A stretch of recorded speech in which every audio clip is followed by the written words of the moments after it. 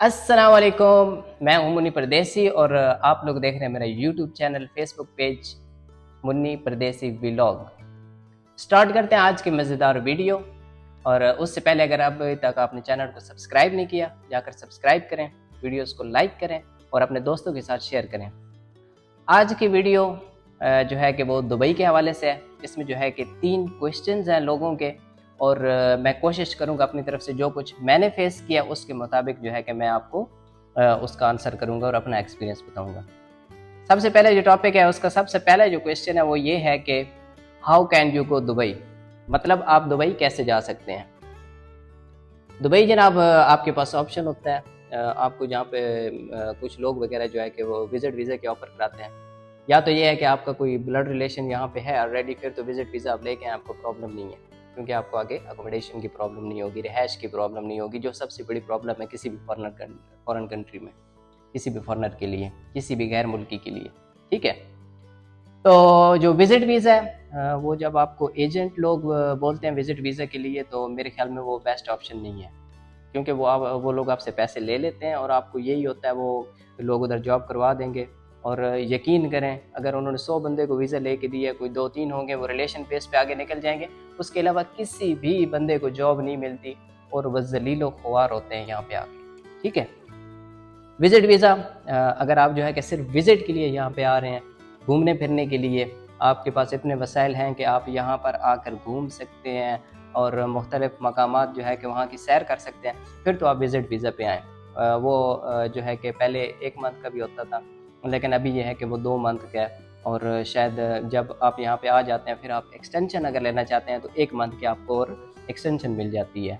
ठीक है, तो विजिट वीज़ा ये है कि पहले तो तकरीबन 40,000 50,000 PKR ये रेट चल रहा था। ठीक है, और लेकिन अभी यह है कि विजिट वीज़ा बहुत सारे पाकिस्तानी सिटीज़ में जो है कि बंद है।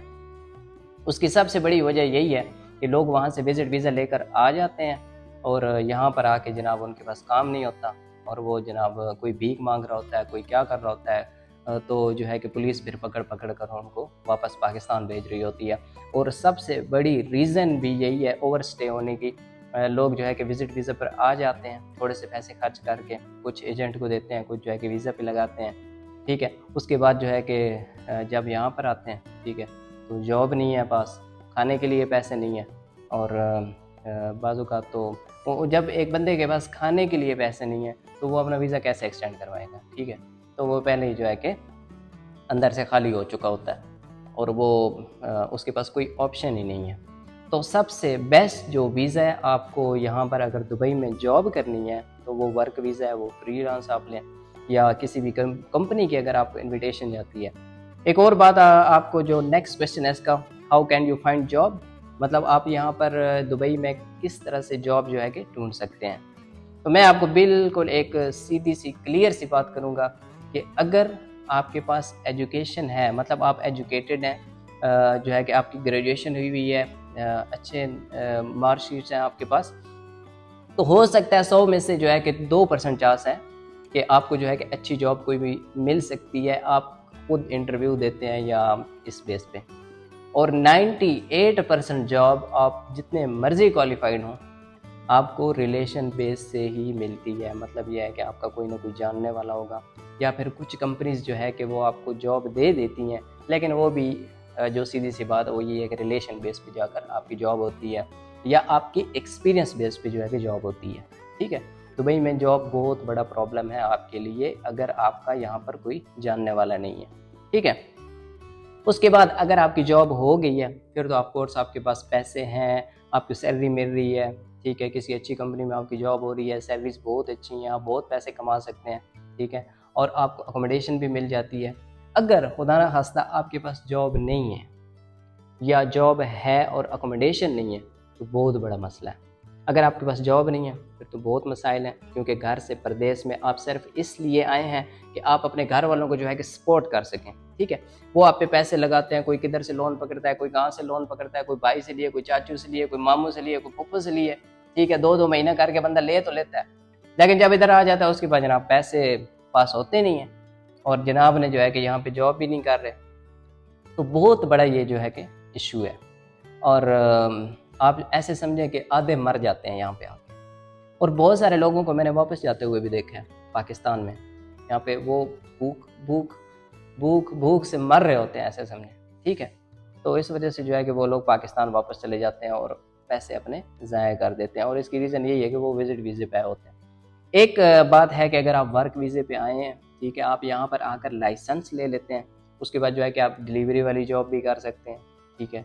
सबसे जो है कि आपको इजीली जो जॉब मिल जाती है वो यही है कि अगर आपके पास लाइसेंस है तो आप जो है कि ये फूड डिलीवरी वाला काम कर सकते हैं, ठीक है।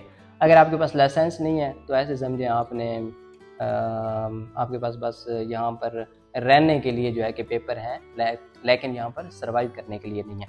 लेकिन बहुत सारे लोग हैं, जैसे कि मैं भी हूँ, मेरे पास अभी तक लाइसेंस नहीं है, लेकिन अल्हम्दुलिल्लाह एक जॉब है। लेकिन जिस बंदे के पास लाइसेंस भी नहीं है, जॉब भी नहीं है, उस बंदे के लिए बहुत बड़ा प्रॉब्लम है यहाँ पे।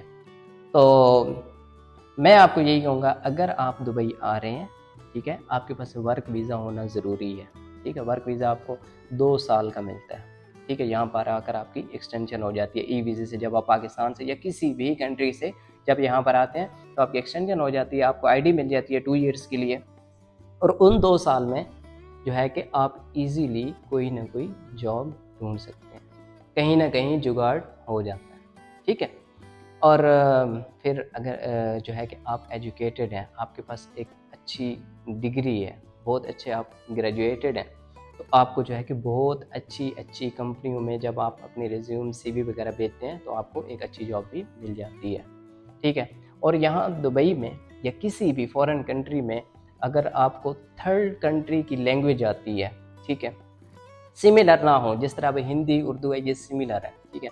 अगर आपकी इंग्लिश अच्छी है और इसके अलावा अगर आप किसी और कंट्री की जो है कि लैंग्वेज बोल सकते हैं तो आपको यहाँ पे ये इस चीज़ का बहुत ज़्यादा स्कोप है। जैसे कि मैं थोड़ी बहुत जो है कि चाइनीज़ बोल लेता हूँ, तो इसका मुझे बहुत ज़्यादा एडवांटेज है कि मैं जिस भी जॉब पर जाता हूँ फर्स्ट प्रायोरिटी जो है कि वो चाइनीज़ लैंग्वेज की वजह से ही मुझे तकरीबन वो सेलेक्ट कर लेते हैं। या किसी भी बंदे को जब एक किसी भी कंट्री की लैंग्वेज आती है तो उसको उसके बहुत एडवांटेज है। ऐसे समझे आपके पास प्लस पॉइंट है और आपकी डिग्री से ज़्यादा का प्लस पॉइंट है, ठीक है।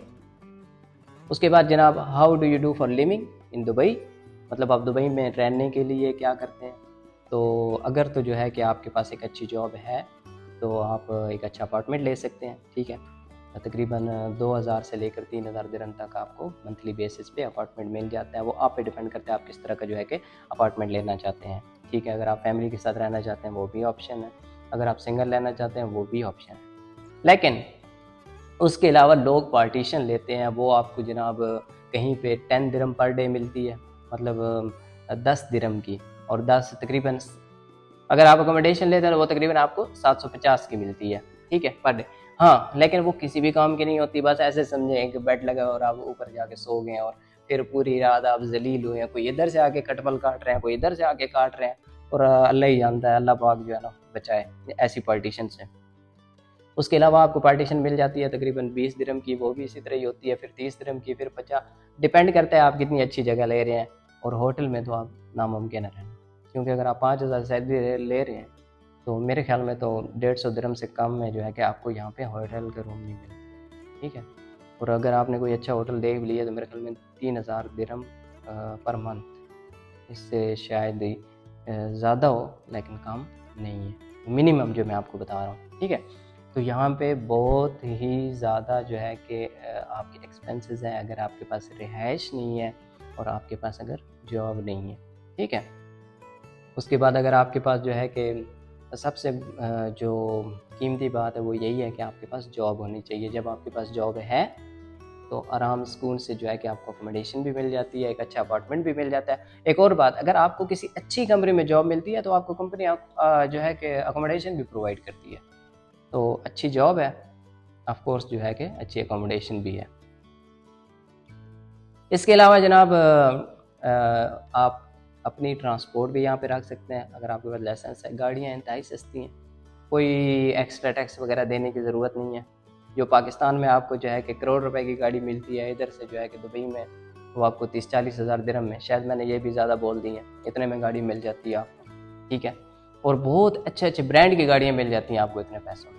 30-40 हज़ार दिरहम में आप बहुत ही एडवांस या लेटेस्ट वर्जन की गाड़ियाँ भी ले सकते हैं। ठीक है, अभी जो है कि अगर आप इवन के जो थोड़े लो मॉडल की रेंज रोवर और ये दूसरी तीसरी हैं, ये भी आपको इजीली मिल जाती हैं। क्योंकि मेरे पास गाड़ी है नहीं तो मुझे इसके ज़्यादा मॉडल्स का पता नहीं है, लेकिन बहरहाल यहाँ पे जो BMW वगैरह वगैरह, इसके अलावा भी 2-4 जो नाम हैं जो मुझे नहीं पता, आप लोगों को मुझसे बेहतर पता होंगे, तो आप लोग यहाँ आके ख़रीद सकते हैं और इन्जॉय कर सकते हैं। ठीक है, अच्छी कंपनी है, सैटरडे संडे ऑफ है, इन्जॉय करें, जाएँ समंदर पे जाएँ, जाके पार्टियाँ करें, जहाँ मर्जी जाएँ, क्लब्स में जाएँ, कोई पूछने वाला नहीं है यहाँ पे।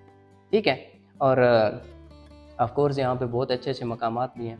उसके बाद जो एक एज अ मुस्लिम एडवांटेज है वो ये है कि आप अगर दुबई की आईडी आपके पास, 1 साल का जनाब आपको सऊदी अरब का वीज़ा मिल जाता है और तकरीबन 500 दिरहम में जो है कि मिल जाता है वो आपको। ठीक है, तो वो जनाब आप सुकून से जाकर पूरा साल आपके पास किसी भी वक्त जाके उम्रा की शहादत हासिल कर सकते हैं। आज नहीं कर सकते, आज के लिए आपको अलहदा से जो है कि वो जो प्रोसीजर है उसको फॉलो करना होगा। अगर आप उसमें फॉलो कर सकते हैं तो हज करेंगे, अदरवाइज नो। लेकिन उम्रा जो है कि आप कर सकते हैं, वो जो विजिट वीज़ा आपको मिल जाता है वो तकरीबन 500 दिरहम में मिलता है अगर आपके पास दुबई की आईडी है। ठीक है, मेरा भी लगा हुआ है, लेकिन इंशाल्लाह मैं उम्रा पे जाऊँगा, अभी तक नहीं गया। तो अगर आपके पास अपनी गाड़ी है, बाय रोड जाएँ आराम सुकून से, 1 दिन जाने में लग जाता है आपको, 5-6 दिन उधर गुजारें, 1 दिन वापसी आने में लग जाता है। तो सुकून से जो है कि आप लोग ये वाला जो एडवांटेज है इसका भी भरपूर फ़ायदा हासिल कर सकते हैं। ठीक है, तो ये दुबई की जो है कि एक ऐसे समझे उर्दू में बोलते हैं ना तलखीस, मुख्तसर सी स्टोरी है जो आपको मैंने कुछ 3 जो इम्पोर्टेंट पॉइंट्स हैं उनके रिलेटेड जो मैंने आपके साथ शेयर किया है। ठीक है, तो ये बहुत ही अच्छी चीज़ है यहाँ पे। और इसके अलावा अगर आप दुबई आने का इरादा रखते हैं तो मेरी ये वीडियो ज़रूर देखें, क्योंकि इसमें मैंने आपको बता दिया है कि ये इशू हैं और ये डिसएडवांटेज हैं। इसके अलावा एडवांटेज भी जो थोड़े बहुत मैंने आपके साथ शेयर किए हैं और इंशाल्लाह मैं नेक्स्ट वीडियो में भी आपके साथ शेयर करूँगा। तो आज की ये जो वीडियो है इसको यहाँ पर स्टॉप करते हैं और इंतज़ार कीजिए नेक्स्ट वीडियो का और शेयर कीजिए, सब्सक्राइब कीजिए। तब तक के लिए जो है कि खुश रहिए, आबाद रहिए। अल्लाह हाफ़िज़।